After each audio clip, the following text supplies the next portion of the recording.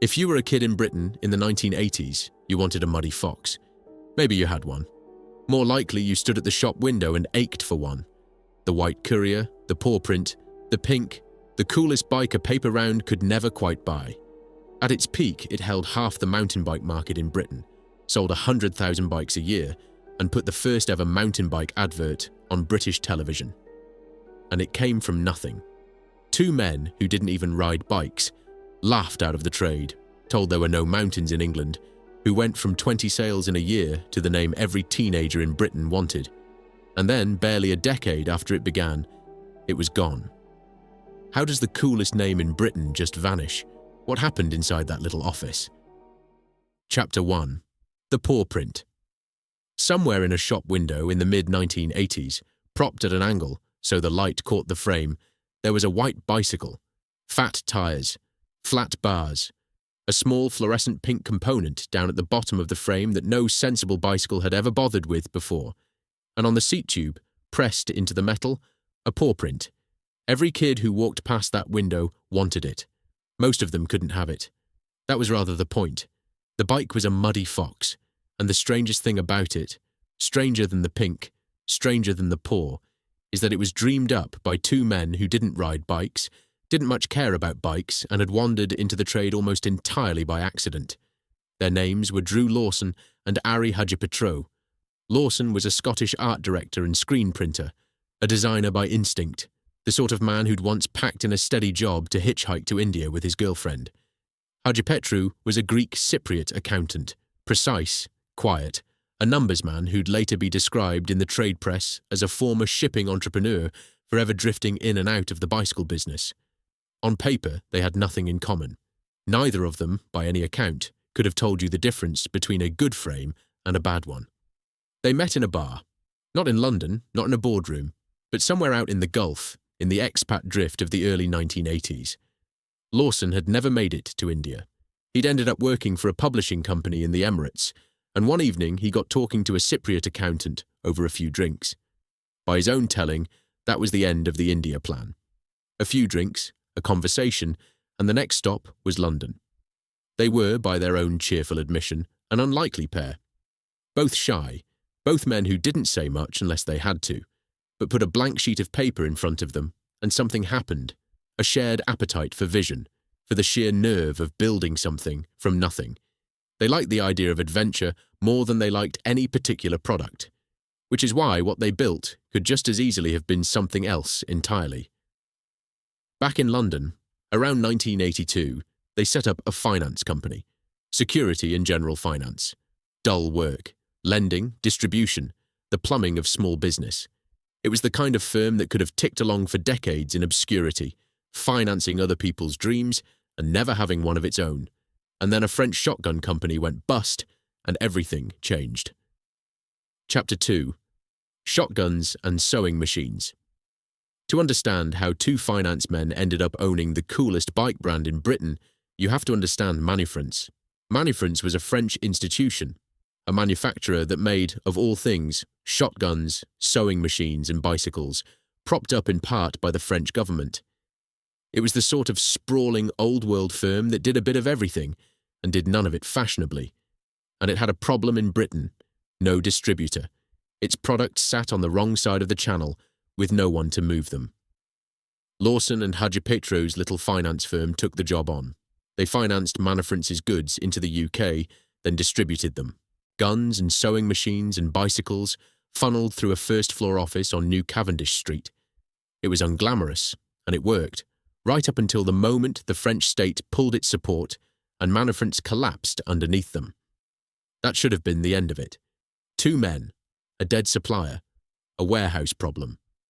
Instead, it was the beginning, because the collapse left them holding something valuable without realizing it, a foothold in the British bike trade and a clutch of shops who'd been buying bicycles off them and now wanted to know where the next lot was coming from. They had demand and no product, the most dangerous and occasionally the most fortunate position a business can be in. Here, a third name enters the story, briefly but decisively. Greg Oxenham, co-owner of a London shop called Bike UK, told them to stop moping about the French and go and find a proper supplier. So they did. They went looking, and they found their way to Japan, to a company called Ariya. Now, Ariya mattered. Ariya made rims. Good ones, the sort that ended up under the world's better bicycles, including some built by Raleigh. And Ariya had recently started building a range of its own complete machines for a new and faintly ridiculous American craze called the mountain bike, a dozen models in 1983, priced anywhere from a couple of $100 to $800, with names that range from the sensible to the frankly baffling.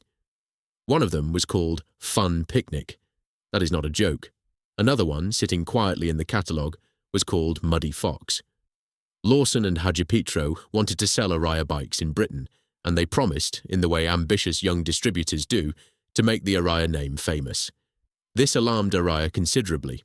The last thing a company that supplied rims to Raleigh wanted was to become a rival brand in its biggest customers' shop windows.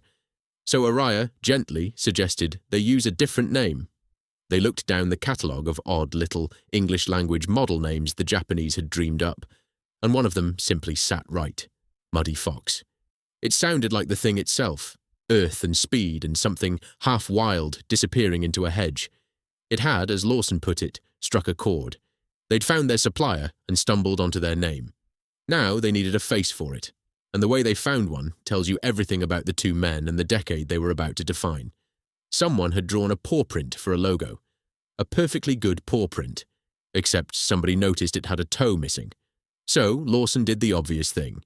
He laid a large sheet of paper on the ground, lifted an old English sheepdog puppy into a dirty puddle, and then set it down on the paper. He picked the best of the prints the puppy left behind. That was the logo. A real paw from a real dog in a real puddle. It would end up pressed into the frames of the most desirable bicycles in the country, and not one person who lusted after it ever knew it belonged to a sheepdog. Chapter 3. There are no mountains in England. The established bike trade thought the whole thing was a joke. Mountain bikes were American. They were built for terrain. Britain didn't have the fire roads and dry hills of California, ridden by long-haired eccentrics who'd bomb down a mountainside for fun. Britain had drizzle and bridleways, and the rally chopper. The idea that anyone in a country this flat and this damp would pay good money for a bike designed to be thrown down a mountain struck the industry as hilarious. In the first year, the brand, sold then under the clumsy badge of S&G Cycles Muddy Fox, sold 20 bikes. 20. The big names laughed. There are no mountains in England, they said, and they weren't wrong. But Lawson and Hajipetro had spotted something the old trade hadn't. They knew there were no mountains in England. They also knew that you saw more Range Rovers in London than you'd ever see in the actual mountains. The mountain bike wasn't about mountains any more than the four-wheel drive on the school run was about fording rivers. It was about what the thing said about the person riding it. Freedom, ruggedness, a little bit of danger, bought at the shop and ridden to the pub. That was the insight the entire empire was built on. They weren't selling a tool, they were selling an idea of yourself. And here's where the two non-cyclists turned out to be exactly the right men for the job, because they weren't burdened by knowing how bikes were supposed to be sold. The British trade sold bicycles on specifications, gear ratios, frame angles, weights and tube gauges, printed in dense little tables. Lawson, the art director, looked at that and saw an open goal. Muddy Fox declared itself the mountain bike people. It went to war, quietly, over a single word. The British establishment, Raleigh chief among them, wanted to call these machines ATBs, all-terrain bikes. It was a cautious, sensible, deeply English acronym, and to Lawson it smelled of tweed and bicycle clips. He pushed the press, hard, to use the American term instead. MTB, mountain bike, cooler, looser, imported. He won. Britain says mountain bike today in part because two men decided, 40 years ago, that the alternative sounded too much like a cardigan. The advertising was where Lawson's real weapon came out. The bike trade had never seen anything like it. Full-page colour spreads that barely showed the bicycle at all. Instead, you got the rider, the landscape, the mood, the dream. In one now legendary advert, they photographed the American mountain bike champion Jackie Phelan with paw prints painted across her bare back, the bike itself almost lost in the frame, a centimetre high in the corner of the shot. Phelan, so the story goes, was astonished. In America, she said, the bike would fill the page.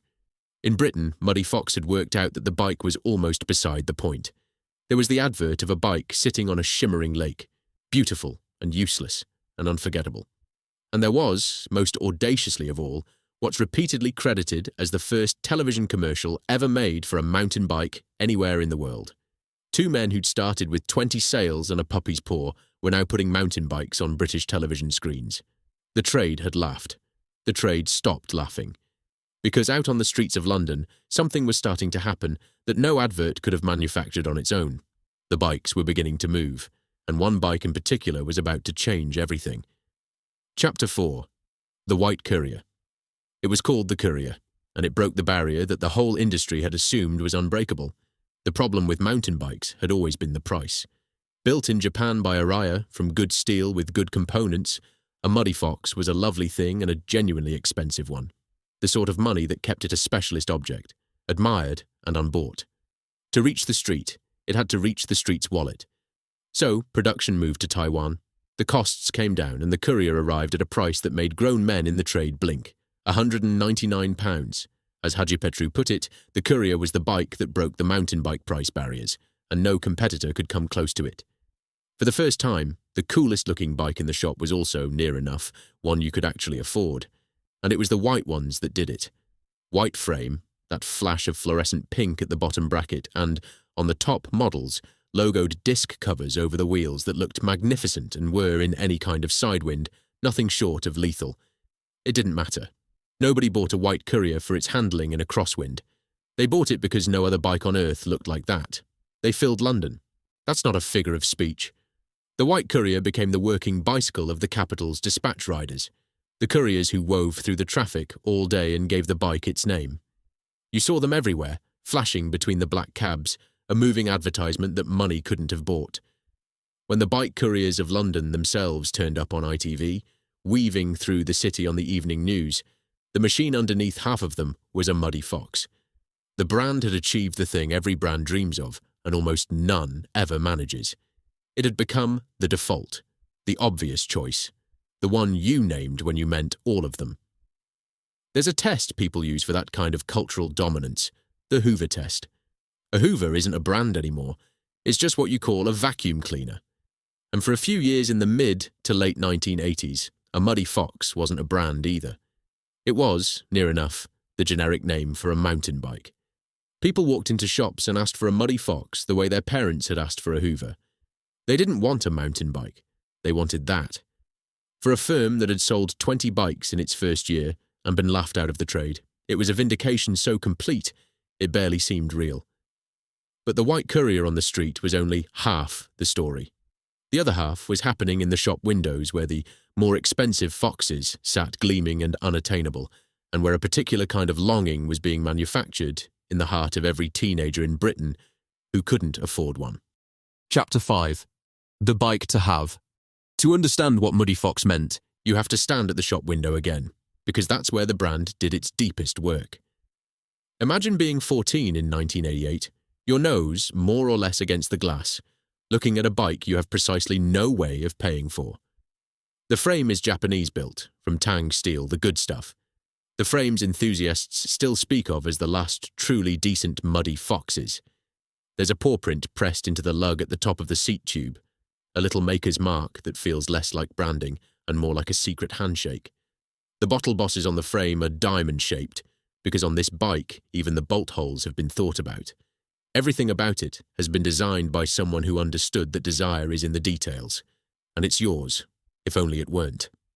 That teenager is the reason this documentary exists, because that teenager is now in their 40s and 50s, and they never quite got over it. The memories that survive from those years are almost all product love, and they're startlingly specific. My first mountain bike should have been a Courier, one man remembers, but the shop could never get them in. So I settled for something else, and I still think about it. No other bike looked like it, says another, and I wanted one. A Fox was what I lusted after, writes a third, but events dictated I settle for a Peugeot. A whole generation measuring their childhood bicycles against the one they didn't get. And because they were so wanted, they were stolen. Constantly. The desire that filled the shop windows also filled the police reports. One owner's bike vanished from a college in Southampton.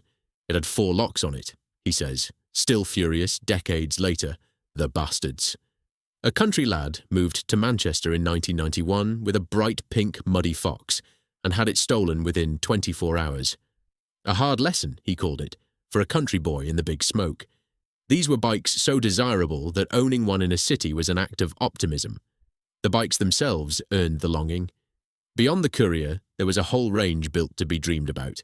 The Pathfinder, the Explorer, the Seeker, the Adventurer, names that sounded like the adverts they came from. There was the Courier Comp, one of the cheapest bikes of 1989, to offer the new 21-speed gearing, done by fitting the good Shimano parts where they mattered and cheaper ones where nobody would notice. And then, at the very top, there was the Prestige, a single black bike laced with gold and faux carbon, reportedly built as a one-off for a show, wearing a price tag of £5,000. One bike, £5,000. A machine that existed less to be sold than to make you gasp at the window and then go and buy the affordable one. For all this, the firm behind it remained astonishingly small. This is the detail that catches you off guard. Muddy Fox was, at its height, the most talked about bike brand in the country, and it was a handful of people in an office. When a 40-foot lorry arrived stacked with a shipment, everyone piled out to unload it by hand. Everyone, including Ari Hadjipetru, the owner, sleeves up, hauling boxes off a lorry with his own staff, including his wife, remembered by one former employee as a cool lady, funny as hell, down there unloading alongside him. The brand that meant untouchable, elite, aspirational cool was, behind the curtain, a small, tight family concern shifting its own stock off the back of a truck. The cool went all the way up. Rod Stewart bought a Muddy Fox. So did others. A run of famous names, quietly riding the paw print. The firm threw promotions in the West End nightclubs, ran a dirty weekend of racing up in Harrogate, wove itself into the fabric of what was fashionable. For a few golden years, a small British distributor with a Japanese-named product and a sheepdog's logo sat at the absolute centre of what British youth wanted. By its own founder's reckoning, Muddy Fox hadn't just taken a slice of the mountain bike market. It had, near enough, invented the British mountain bike market, added the whole thing to the trade in a few short years, starting from a place with no events, no demand, no market, nothing. Out of flatness and drizzle and 20 sales, they'd built Desire itself.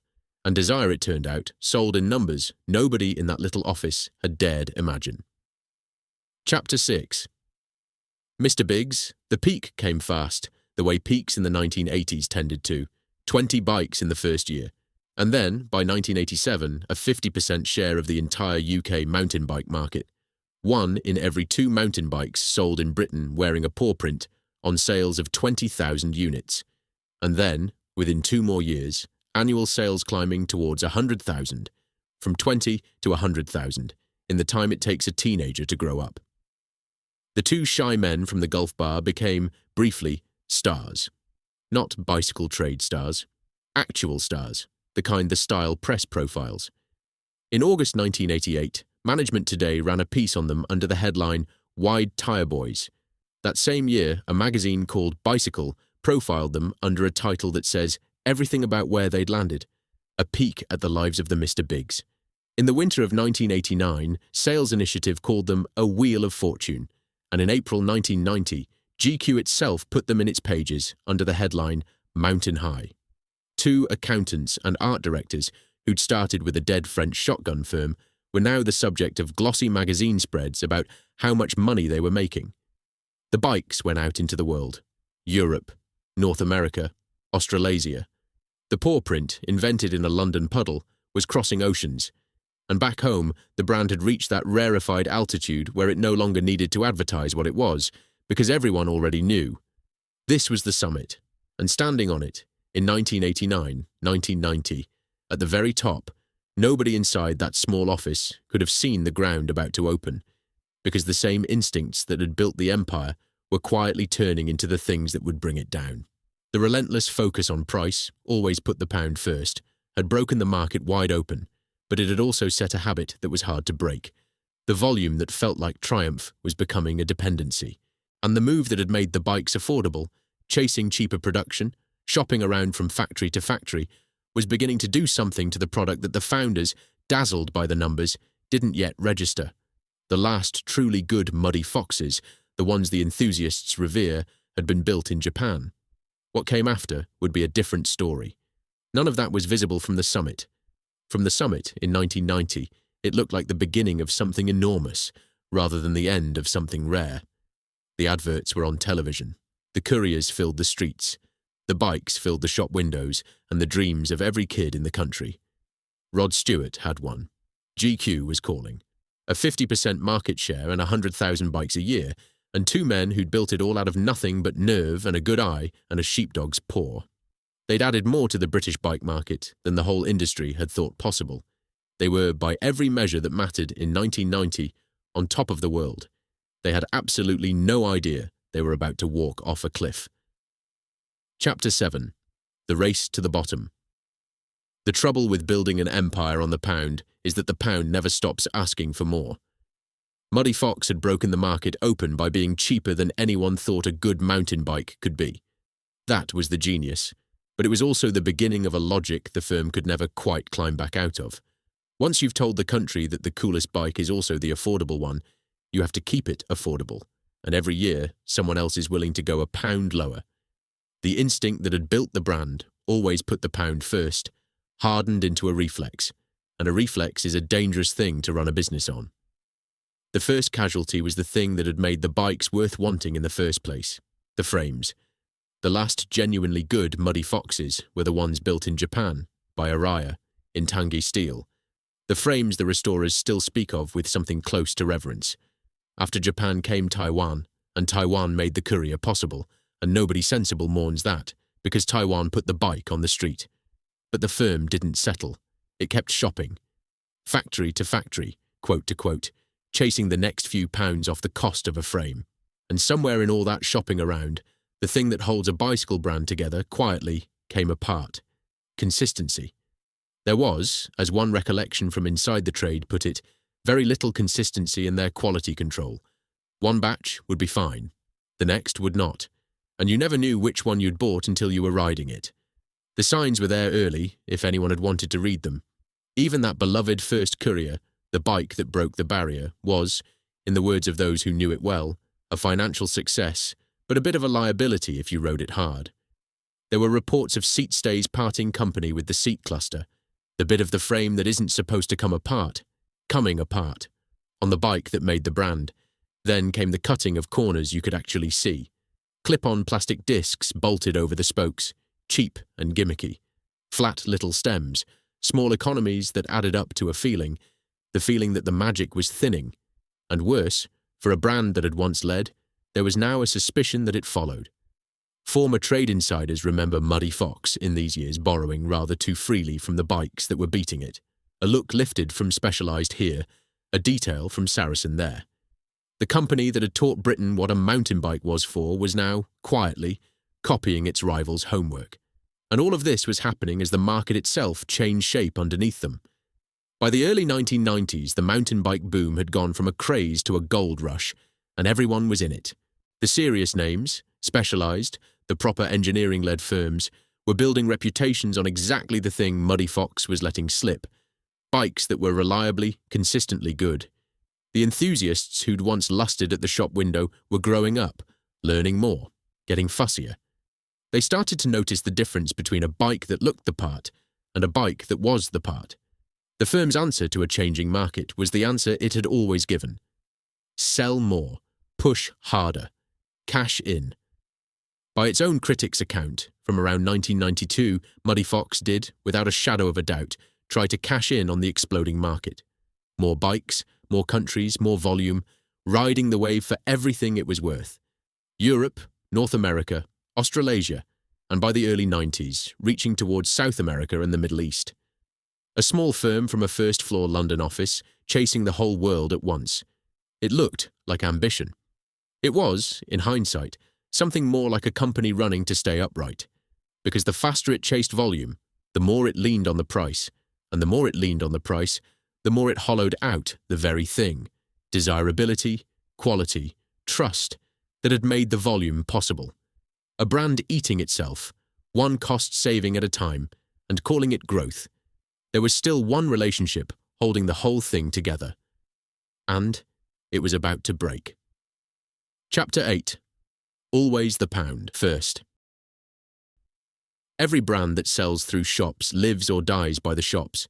Not the customers, the shops, the dealers, the men and women behind the counter who decide every day which bike to talk a hesitant buyer into. Lose them, and it doesn't matter how good your adverts are. That is the decision that quietly killed Muddy Fox, and it wasn't a single decision at all. It was 100 small ones, each reasonable on its own, adding up to a betrayal nobody remembers choosing. Here we have to be honest about what the record does and doesn't hold, because this is a story with a hole in the middle of it. The dramatic version, the one you'll sometimes hear, is that there was one catastrophic financial move, a flotation, a bet on the stock market made at exactly the wrong moment before the crash of the late 80s, and that this single act of hubris brought the whole thing down. It's a clean story, a satisfying one, and it cannot be found in any reliable record. No prospectus, no listing, no report survives to support it. It may be true, it has simply never been proven, and a documentary that respects you won't sell you a myth dressed as a fact. What the record does support is quieter, and in its way sadder, because it isn't one mistake. It's a pattern, and the pattern has a mechanism, and the mechanism is the dealers. When a Muddy Fox went wrong, when the frame from the cheaper factory cracked, when the batch that should have been fine wasn't, it came back to the shop, not to the office in London, to the dealer, and the dealer had to look the customer in the eye and deal with the warranty and absorb the aggravation and hope the London firm would make it right. And when the quality wobbled and the warranty claims mounted, the dealers were the ones left holding it. The recollection that survives from inside the trade is blunt. The warranty issues had annoyed enough dealers, annoyed enough of them, that is, to stop pushing the brand. To reach, when a customer came in wanting a mountain bike, for the specialised instead, to let the paw print gather dust in the corner. You can see the whole tragedy in that single shift of a shopkeeper's hand. The brand that had been the automatic answer, the Hoover of mountain bikes, the one people asked for by name, was becoming the one the shops steered you away from. And the founders, Leoussis and Haji Petru, the two men who'd built it all on instinct and nerve, were watching the machine they'd made do the one thing they'd never planned for. It kept selling. It just stopped being loved. This is the part where a documentary is supposed to name the villain, to find the boardroom, the backer, the city man in the good suit who talked two honest founders into the fatal gamble. And the honest answer is that no such person appears anywhere in the record. There are no named financiers, no advisors, no dissenting voices captured for history saying, "Don't do this." There is only Leoussis and Haji Petru, and a company sliding by increments, and a market that had learned to want more than they were now willing to pay to deliver. Because that was the real decision, made 1,000 times over. Every time there was a choice between the pound and the frame, they chose the pound. It had always worked before.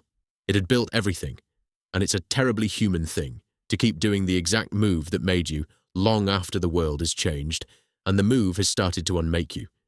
The instinct that wins you the game is so rarely the instinct that knows when to stop playing it. The overexpansion was the other blade. A small firm, remember, this was always a small firm, a handful of people and a warehouse, had stretched itself across continents, chasing a boom. And a firm stretched that thin, leaning that hard on volume and price, running that lean, has no cushion, no fat to live off in a bad year. When the mountain bike gold rush cooled, as gold rushes always do, and the market got harder and the good money got scarcer, there was nothing underneath to catch them. They had built a brand that meant everything, and a business that could survive almost nothing. And somewhere in the early to mid-1990s, the exact moment is genuinely lost, disputed even by the people who were there. The ground finally gave way. Chapter 9. The Empty Stand. The end, when it came without a headline. There was no front-page collapse, no factory gates chained shut on the evening news, no crowd of workers filing out for the last time, because there was never a factory, and never a crowd. Muddy Fox was too small to fall loudly. It simply stopped. And the manner of its stopping, in the one account that survives, is so quiet and so human that it aches. They found out at a bike show. Picture it. The trade show, the great annual gathering where the bike world comes to see and be seen. The Muddy Fox stand is booked, paid for, set up. The staff are there. but there's nothing on it. No new bikes, nothing to show. And the people who came to the industry to work for a name that used to mean the top of everything are standing at an empty stand, and the visitors are drifting past, and one of them says it out loud, the thing everybody already knows. I see they've gone now. That's the collapse of Muddy Fox. Not a bang. A stand with nothing on it, and a stranger saying the quiet part on his way past. The founders themselves have never given the full account, and perhaps they can't bear to. Their version is a single sentence, gentle and evasive and heavy with everything it leaves out. Sadly, they say during the mid-1990s, through another unforeseen twist of fate, Muddy Fox fell on hard times, and the rug was pulled. Drew and Ari's original vision was no more. That's all. The rug was pulled. No month, no mechanism, no name for the thing that did it. We don't know who the receiver was. We don't know how many people lost their jobs, though we know it was never many, because it was never a big firm. We don't know the exact date. The operating company had a name, Courier, trading as S&G Distributors, and somewhere in the filing records of that entity, the hard facts presumably still sit, waiting. But the story as it comes down to us has no insolvency practitioner in a grey suit, no dramatic final board meeting. It has an empty stand and a pulled rug, and a silence where the details should be. And there is one last detail that tells you what was really lost, and it isn't a bicycle. Remember the lorry. Remember Ari Hajipetru, the owner, sleeves rolled up, unloading a 40-foot shipment by hand, alongside his own staff and his wife. That was Muddy Fox. Not a corporation. A few people who liked each other, doing something improbable, together, in a small office off New Cavendish Street. When it went, it wasn't a balance sheet that emptied. It was a room. The two men who'd met in a golf bar and built the coolest brand in Britain out of a dead French shotgun firm and a puppy's paw would not, after this, see each other for 25 years. They went their separate ways into ordinary life. Drew Lawson, the art director who dreamed up the adverts, drifted through a run of other things, ran a bar out in Fuerteventura, owned an IT company, let out property. Ari Hajipetru, the accountant, couldn't quite leave the trade that had made and broken him. He stayed in and out of the bicycle business for years, running a contract bike assembler up in Bangor, in Wales, called City Cycles. Two men who'd once been the Mr. Biggs of British cycling, folded quietly back into the crowd. But the name didn't die with the firm. That would have been a kinder ending than the one it got, because a brand, unlike a business, doesn't have to die. It can be bought, it can be worn by strangers, it can be made to mean, in the end, the exact opposite of everything it once meant. And that is the part of the Muddy Fox story that the people who love those bikes find hardest to forgive. Chapter 10. Through Many Hands. Here is what happens to a beloved name after the people who loved it let it go. Through the 1990s, in the wreckage after the fall, the Muddy Fox name passed through hands that barely left a fingerprint. It surfaces on a 1993 catalogue under an outfit called STM. It surfaces again on a 1995 catalogue under the name of a firm called Fimico Engineering. Little else survives of either. They're less companies than imprints, names on the covers of catalogues for bikes that weren't what they used to be. A trademark holding entity, registered in Asia, sat on the rights. The paw print was becoming an asset to be traded rather than a promise to be kept. Then, in March 2001, it found the owner that would define its afterlife. Universal Cycles, of Basildon in Essex, a firm that had made its name in the supermarket and catalogue bikes the trade politely calls bike-shaped objects, bought the Muddy Fox brand. The reaction among the people who remembered what Muddy Fox had been was not kind. The word on the street, as one account put it, was that the Essex company would, to put it delicately, ruin the brand. Universal's managing director, a man named Gavin Mark Sheffel, had bigger ideas than that. He launched a £500,000 relaunch, print adverts, point of sale, even a cinema and cable commercial. But the brand that had once been sold on windswept hillsides and a Champions painted back was now sold on something else entirely. The relaunch was fronted by what the campaign called the Muddy Fox Girls, Charlie, a page 3 model, and Vicky, with adverts in the lads' mags of the day carrying headlines built entirely of innuendo. Do you want to go down on me? That was the pitch now. A brand that had once meant freedom and craft and the top of everything, reduced to a smutty joke in the back of a magazine. There was, to be fair, one strange flicker of the old fire. In the early 2000s, Muddy Fox money went into a downhill race team, and for a few seasons the paw print appeared on the bikes of the Atherton siblings, G. Atherton and his family, who would go on to become genuine legends of the sport, rode under an Animal and Muddy Fox banner in 2002 and 2003, and Muddy Fox alone in 2004. For a moment, the name was back at the sharp end of real racing, but even that was borrowed glory. The team's top downhill machines, the ones that cost around £3,000, were reportedly rebadged intense frames. American bikes wearing an English name. The brand was buying credibility now, because it could no longer build it. And then came the owner whose name, for the people who remember, is the final full stop. In 2008 and 2009, Universal Cycles fell under the control of Sports Direct, the retail empire of Mike Ashley. Since April 2009, the records state plainly, Universal has operated as a majority-owned subsidiary of Sports Direct, the business now known as Frasers Group, and under that ownership, Muddy Fox completed its long fall from the shop window to the bargain bin. You can buy a Muddy Fox today. You'll find them in Sports Direct, in the catalogues, on the discount shelves, full suspension mountain bikes for £99. Heavy, imported, cheap. There's a range of sportswear and trainers wearing the name too. £99 for the whole bike. The paw print, pressed once into Japanese steel and lusted after through the glass by a generation who couldn't afford it, is now the thing that reassures a parent they've found a bargain. And that's the cruelest trick of all, the one the enthusiasts talk about with real pain. The people who remember Muddy Fox as it was are now in their 40s and 50s. They have children who need bikes, and when they walk into a shop and see that name, their name, the name that meant everything, sitting on a £99 full suspension bike, some of them feel a flicker of the old love, and they think, what a deal. As one of them put it, they see the name and believe it's the deal of the century. It isn't. It's the ghost of the thing they wanted, sold back to them at a price that would have been an insult in 1988. The name survived. That was never the same as surviving. Chapter 11. Glowing like a beacon. So where do you go to find the real Muddy Fox now, the one that mattered? Not to the shops. The shops sell the ghost. You go to the sheds and the garages and the online forums where the faithful have gathered, and you find it being lovingly, painstakingly brought back to life, one restored courier at a time. There's a whole quiet community of them, men mostly, of a certain age, hunting down early couriers and pathfinders and seekers, chasing the correct decals and the right period parts, restoring the bikes of their boyhood to exactly the state they longed for and never had. They keep the archives. They remember the diamond bottle bosses and the paw print lug. They are the memory of the brand, holding on to something the brand's owners threw away for a few pounds a frame. And every so often one of them finds something that stops the heart a little.